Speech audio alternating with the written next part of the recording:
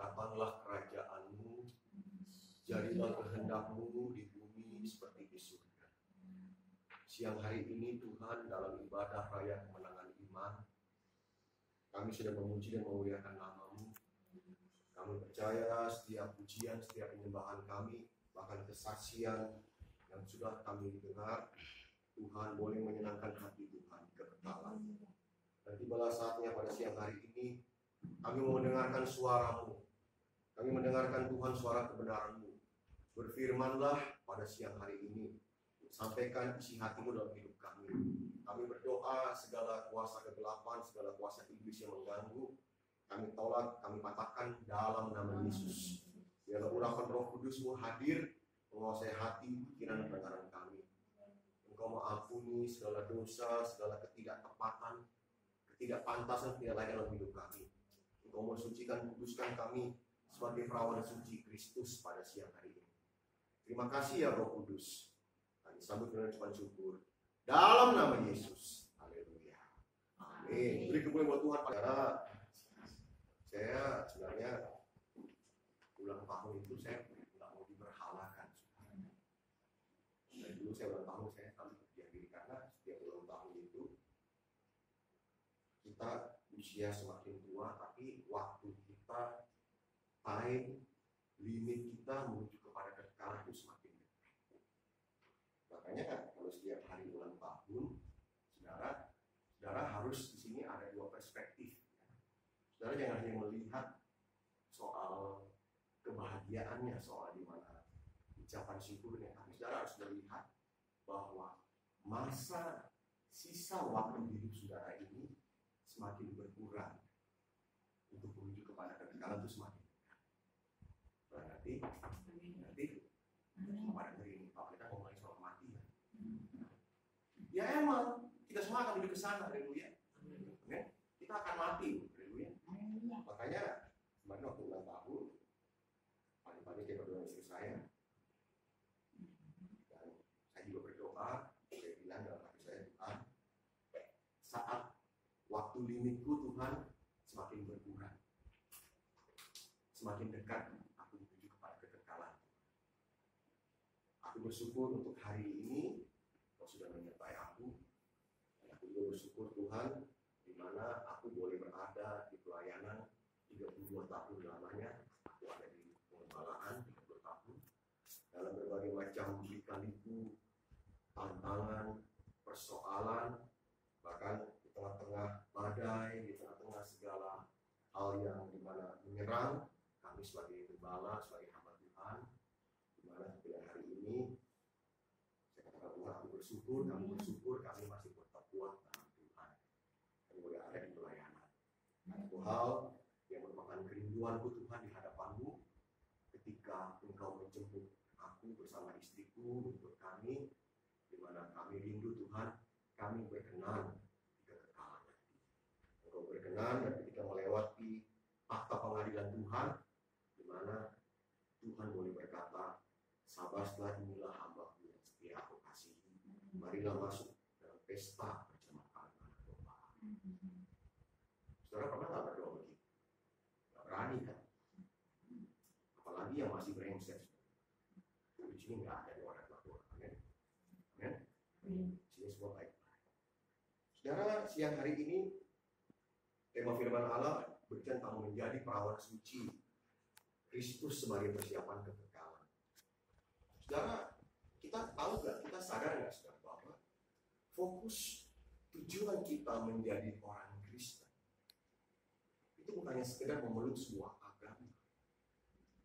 Menjadi orang Kristen artinya kita dipersiapkan menjadi perawan Kristus bagi Kristus untuk masuk kepada kekekalan. Siapa itu perawan suci Kristus? Perawan suci Kristus adalah hidup tidak bernoda, tidak bercacat. Perawan suci Kristus adalah sebagai calon mempelai Kristus.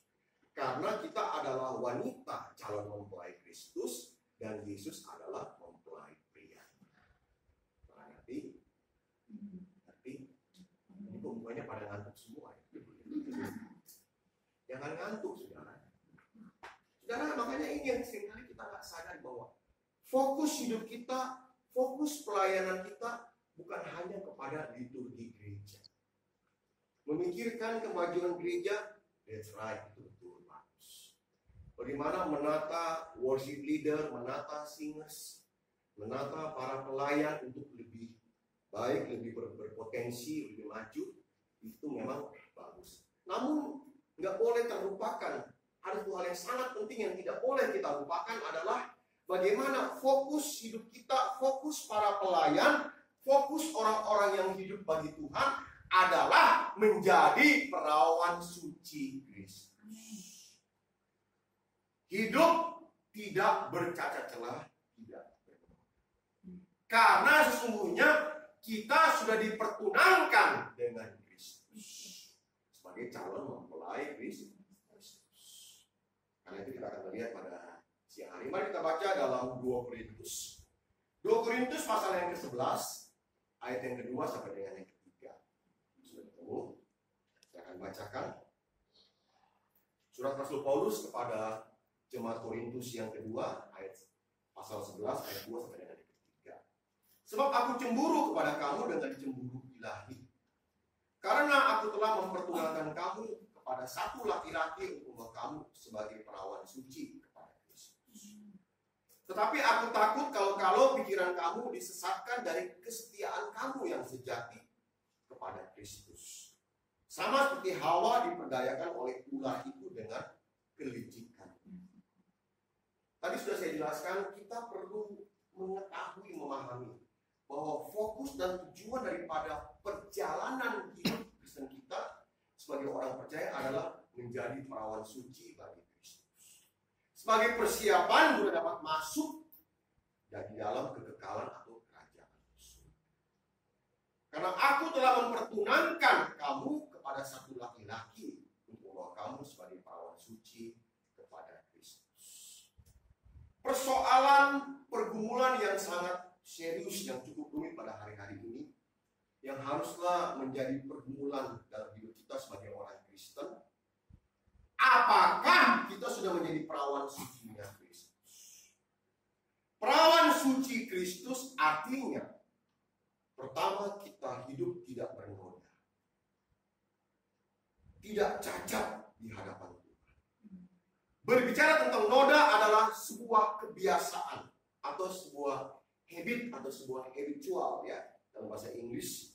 Perilaku dalam hidup kita yang tidak berkenan, tidak tepat, yang tidak sesuai dengan kehendak Tuhan, sehingga menjadikan kita bernoda di hadapan Allah, sehingga membuat kita belum menjadi perawan suci di hadapan. Ini yang pertama, tidak bernoda, tidak bercacat. Yang kedua, perawan suci artinya hati kita tidak terikat dengan dunia ini. Suasana dan sukacita kita tidak tergantung dengan fasilitas, materi, dan hiburan.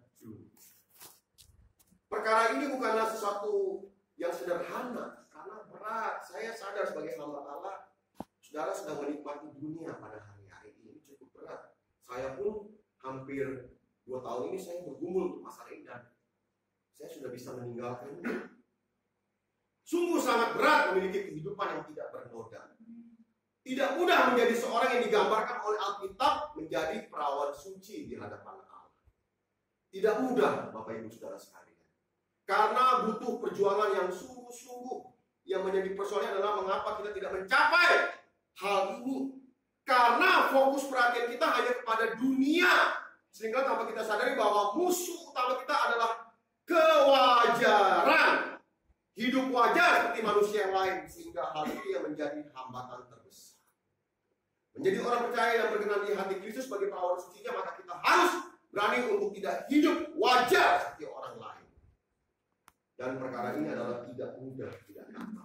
Kita sudah terlanjur memiliki sebuah irama hidup, irama jiwa yang sama seperti di sekitar kita pada umumnya. Menjadi perawan suci bagi Kristus, maka perlu perjuangan untuk mengubah irama hidup kita agar tidak terikat dan hidup wajar seperti orang-orang